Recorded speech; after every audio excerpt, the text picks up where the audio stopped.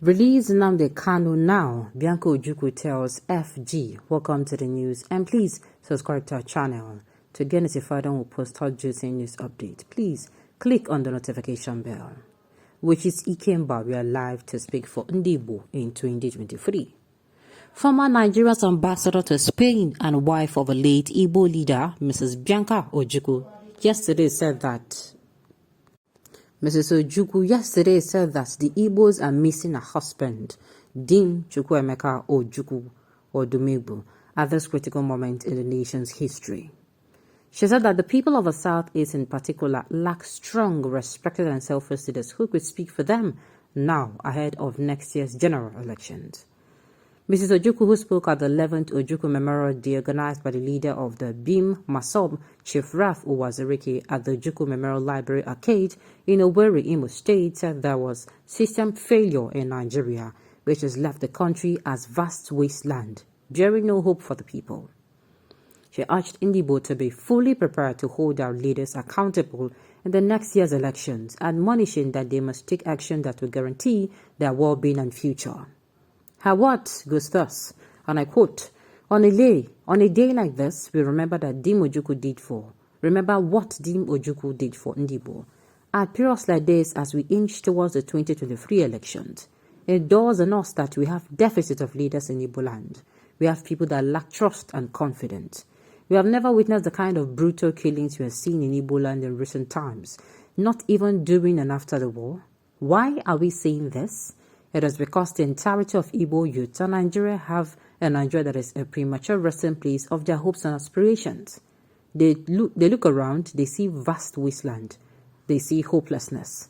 In the Southeast, there is no federal presence, no employment opportunities, there is total system failure. Even culturally, many of our children cannot speak Igbo.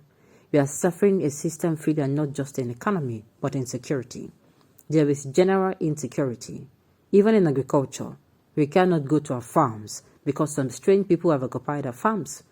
Remember Ojukwu today because he would have spoken for his people. Ojukwu would have demanded for the release of Nnamdi Kanu. It is only in Nigeria that government would ignore court judgment ordering Kanu's release. I hereby call for the immediate and unconditional release of Nnamdi Kanu. I do so because no nation that holds its citizens hostage can have peace. No nation that also holds the future of its citizens to ransom can progress. As Igbo, it is in our gynecology to make progress, so no one can hold us down. She, however, noted that Ojukwu had many children, but regretted that several of them are opportunity stones. The former envoy commended Uwazirike for initiating and hosting the annual event in honor of Ojukwu, saying APGA, the party Ojukwu strived to build, could not host memorial for him. Yet, a single person has instituted this and built a gigantic Ojukwu library in his honor. She pointed out that the memorial was not just for Ojukwu, but for all the persons who lost their lives in the Civil War. I am going to have to agree with the wife of the late Biafran leader, the person of Ojukwu. Yes, I would like to agree with her on this one, sincerely. The southeastern region, from everything I've been going on, lacks leaders who are genuine. Don't misquote her. I want to say word for word what she says. They said they lack strong, respected and selfless leader who could speak for them now ahead of next general election. And this is what the Southeastern region people have been complaining about. Do you know that see this Biafra issue?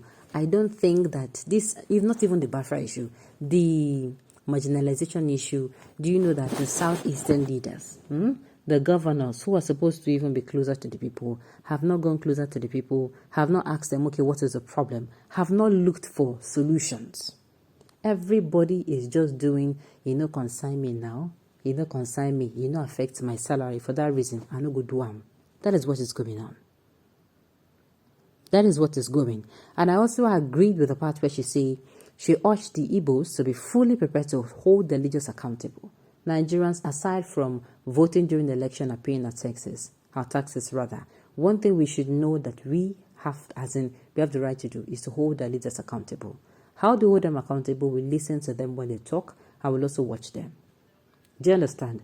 Whatever they say, we keep them somewhere. knowing that if they do it, it's a plus for them. If they don't, then they owe be that.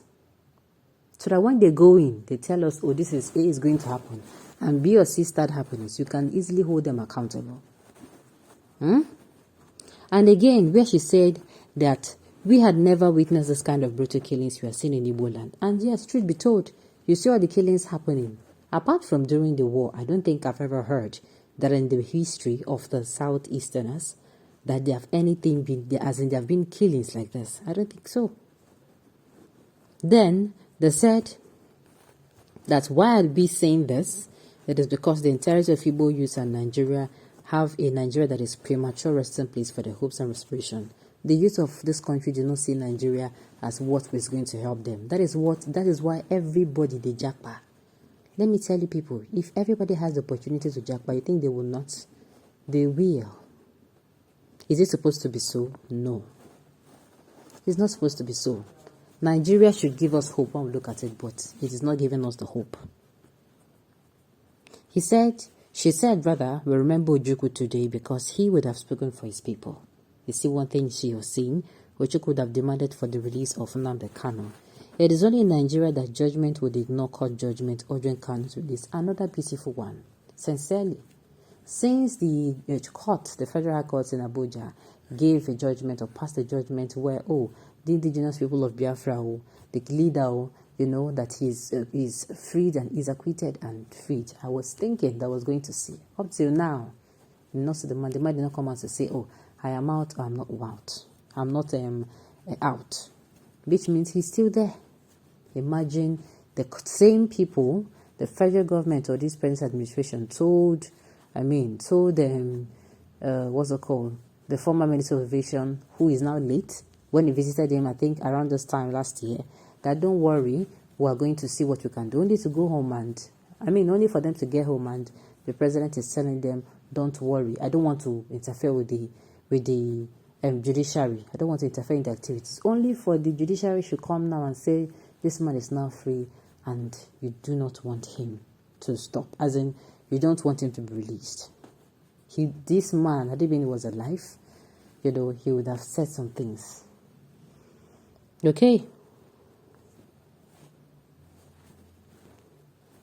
And the thing is, even this particular issue now, this event, Abga did not host it. It was somebody who single-handedly hosted it. Meaning, even the so-called, the so-called, her husband's memoir, some people don't even remember him. Had it been not for this person. Nigerians, and most especially the Southeasterners, I just wish they have governors who are going to really, really listen to them. I just wish they have leaders who will listen to them and who also want to meet them at a point where at least they can discuss issues and it can get better. The country and even the state can get better for them. Alright, on this note, we've come to the end of the news. We say thank you for tuning in to listen. Until I come your way next time, enjoy the rest of your day.